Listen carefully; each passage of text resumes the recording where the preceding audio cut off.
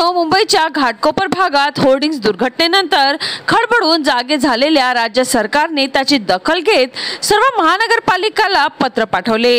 या पत्रावरून अमरावती महानगरपालिकाने कार्यवाही सुरू केली। अवैध होर्डिंग हटवण्यासाठी बाजार परवाना विभाग ॲक्शन मोडवर आला असून 2 दिवसात महानगरपालिकेने मोठमोठे 4 होर्डिंग हटवल्याची माहिती प्रशासनाने दिली। मित्रांनो, राज्य शासनाकडून प्राप्त आदेशानुसार महानगरपालिका आयुक्त देविदास पवार यांनी बाजार परवाना विभागासोबतच बांधकाम विभागाला सूचना दिल्या।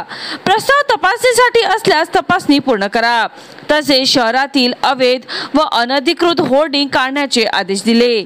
याकरिता एकाच दिवसात न्यू इंडियन एजन्सी नियुक्त करण्यात आली।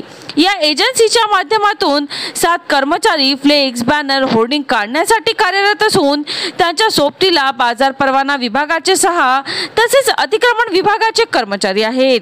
विशेष म्हणजे आता बॅनर, फ्लेक्स, होर्डिंगवर मुद्रक व प्रकाशकाचे नाव टाकणे अनिवार्य आहे।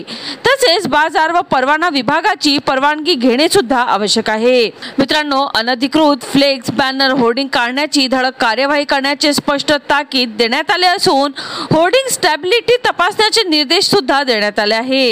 गुरुवारी रविनगर येथील 2 होर्डिंग तर शुक्रवारी रुक्मिणीनगर येथील होर्डिंग काढण्यात आले। चला तर मित्रांनो, पुन्हा भेटूया नवीन बातमीसह। तोपर्यंत पाहत रहा अमरावती सिटी न्यूज।